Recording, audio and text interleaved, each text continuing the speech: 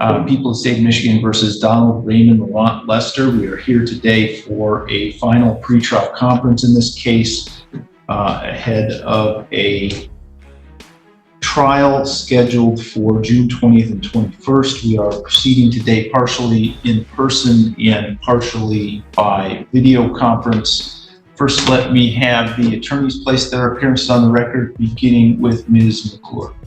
E.B. McClure filling in for Prosecutor of Record Isaac Sneed.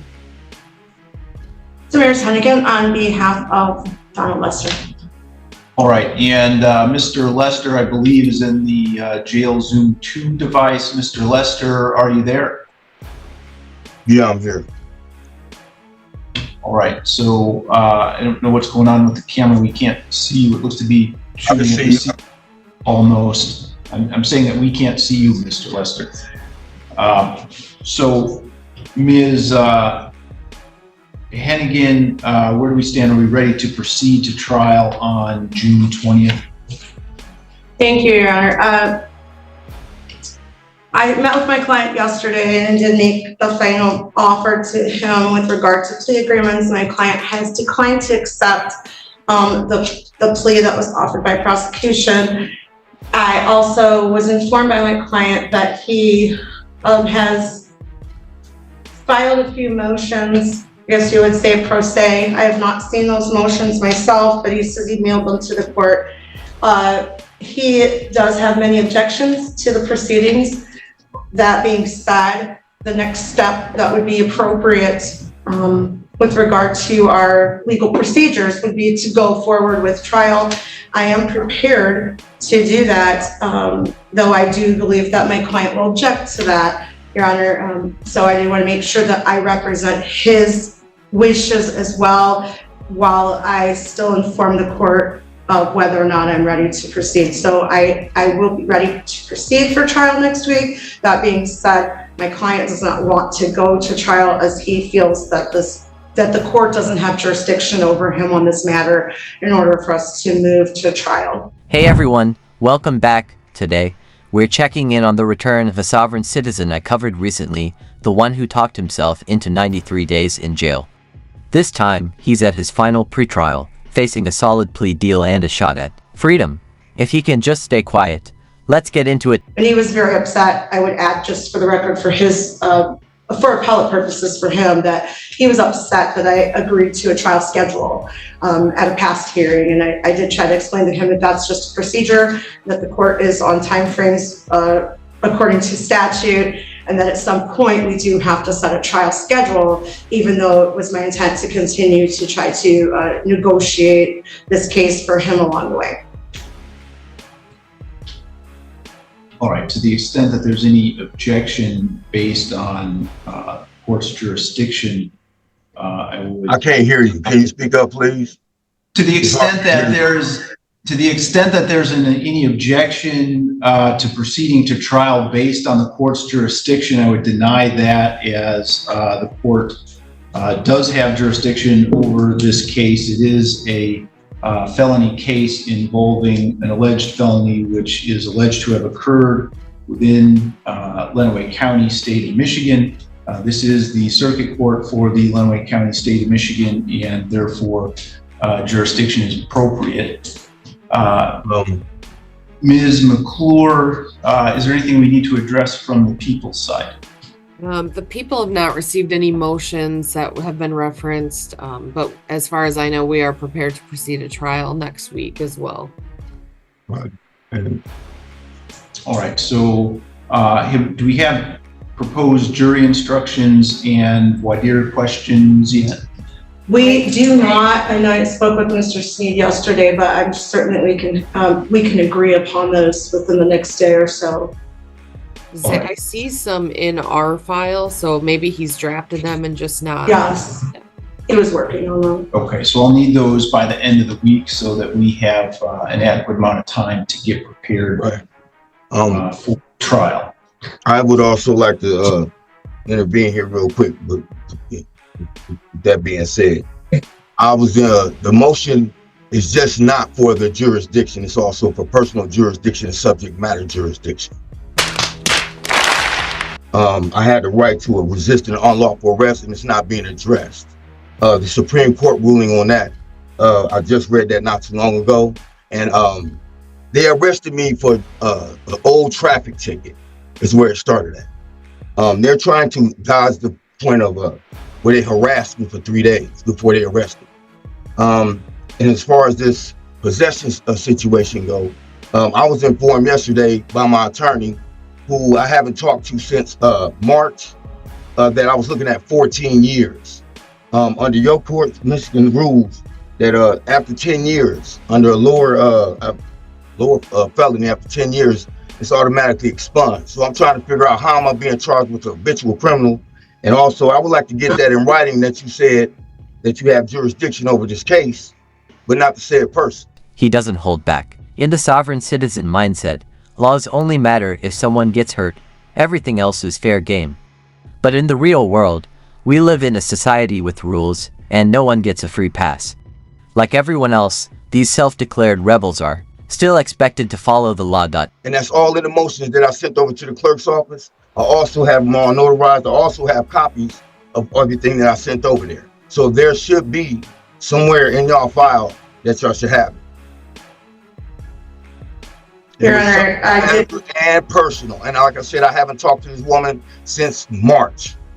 She told me that I was going to be released out for bond, and I haven't heard anything from her since then. I wrote her a letter. The first time I seen this woman in about 2 or 3 months, the first time was yesterday.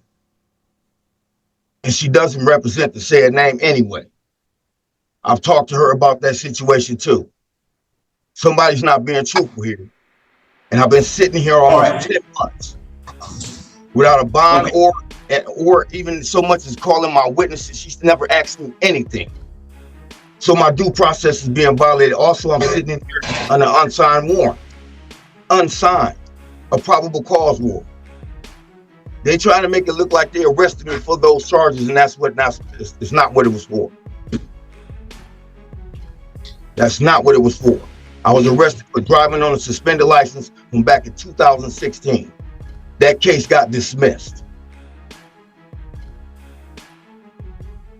Your Honor, I did inform you He's not yesterday. addressing none of those issues, Your Honor. Period. Mr. Lester, I need you to stop interrupting people, okay?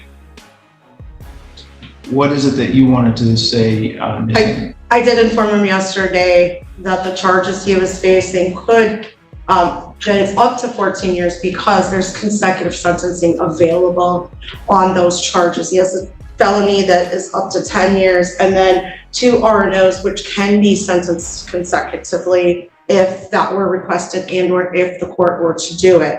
And I informed him of that at the time that I was telling him about the plea agreement that would allow him to be released today. It doesn't need to hand you written proof of the court's jurisdiction. That part was clear the moment you woke up in a jail cell. Not in your comfort zone. Next voice color me surprised. Looks like our self-taught legal expert is panicking over a possible 14-year sentence, all while holding a plea deal that could get him out today. I know some of you might feel bad for him, but let's be honest, he's smart enough to know exactly how serious his choices are.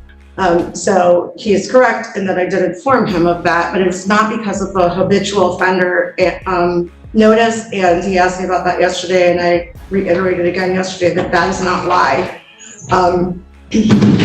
That is not why he's facing that amount of time. It was simply me telling him worst case scenario in this matter. All right, so to the extent that personal jurisdiction issue has been raised in addition to subject matter jurisdiction, and again denying any request on those bases because the court again has personal jurisdiction over Mr. Lester, who is a human being located in Lenawee County, Michigan, and alleged to have commit a felony crime in Lenawee County, Michigan. How did I commit a violent crime? With respect to the argument that Mr. Lester made regarding the right to resist an unlawful arrest, that's why the court is having a trial.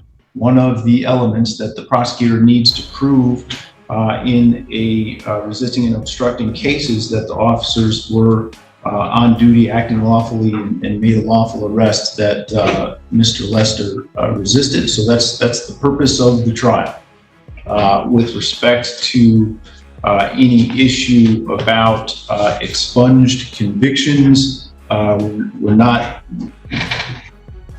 even to that point yet. The habitual offender issue comes into play only after a conviction has entered, and then the court has to determine whether the convictions listed in the habitual offender notice in fact happen and can appropriately be used under the statute for the sentencing enhancements that have been notified in the information. And so Okay. So whenever you get done, I'd like to address the issue too, please. All right, I'm going to mute Mr. Lester because I can't have people talking over me while I'm trying to create a record. All right, so then we are ready to proceed to trial on June 20th. Again, I'd like to have the voir dire questions and jury instructions ready or to the court by the end of the week so that we can have those ready to go. Thank you, Your Honor. Yeah. Before we go, can I address Ms. McClure, can I just understand from you what that final offer you made on this case, or what the final offer the prosecution made on this case was? Yes. It would be. Ms. McClure, I actually have a copy that I could pass to the court too, if that's okay with you. Yeah, I mean, we'll just take a second. It's an added count 4 possession of meth in a park, which is a 2-year offense. And we were offering credit for time served, which is approximately 10 months, and we have no objection to a PR bond at the time the plea is taken. So that's a pretty generous plea deal. From facing up to 14 years to simply time served and walking free. No apology required, just a basic admission. But let's be real, we wouldn't be watching this today if he had just taken responsibility and said, yeah, I did it. The case, if Mr. Lester were willing to plead guilty to possession of methamphetamine in a park, that's a 2-year maximum possible penalty, but the prosecution has also agreed to credit for time served and or fines and costs, and a personal recognizance bond release until the date of the sentencing. Is that all accurate, Ms. McClure? How is that? That Yes. is crazy. Yes, All that's right. accurate, Your Honor. And Mr. Lester is not interested in agreeing to that plea. Is that correct?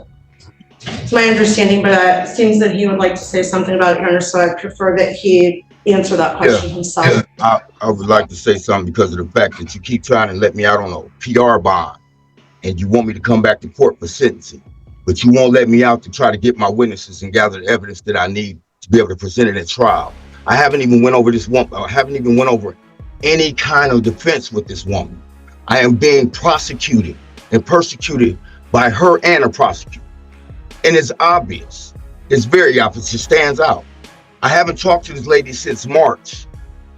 And when I did, she came in there and coerced me into trying to keep her on my case. Do you realize how unreasonable you sound? Your attorney isn't sabotaging your case just to make your life harder. You're not the only inmate without resources. She's not ignoring you. She's managing multiple clients. And honestly, if anyone's working against you right now, it's you. Next. Really responsive to the question that was asked. The question you're being I asked don't know right nothing now. about that. I told her what it was then, and Mr. Lester, you keep trying to cut me off. well, that's because you won't let me create the record and do my job. So I'm trying to do my job. You're not the one sitting in jail, sir. Your Honor, would you All right, please so- mute my client? I don't want him to. Record should reflect that. The record should reflect that Mr. Lester had. I'm sorry. So, Mr. Lester, the question I'm asking and that I need an answer to is you've heard the offer that I've indicated the prosecution has made to you to resolve the case. Do you or do you not want to? No, I'm not, because they had no business arresting me, Your Honor. And that I wasn't bothering anybody. A simple no is fine. That's all I needed. All I needed was no. Quit talking to me like I'm a kid. Right, folks, that's it for today. He'll be back in court next week, now staring down a possible 14-year sentence, all because he passed up a chance to walk free today. Playing 1D chess with your own future seems to be the new sovereign citizen trend. If you enjoyed the video, hit that like button. If not, hit dislike. Either way, drop a comment and make sure you're subscribed with notifications on, so you never miss what's next.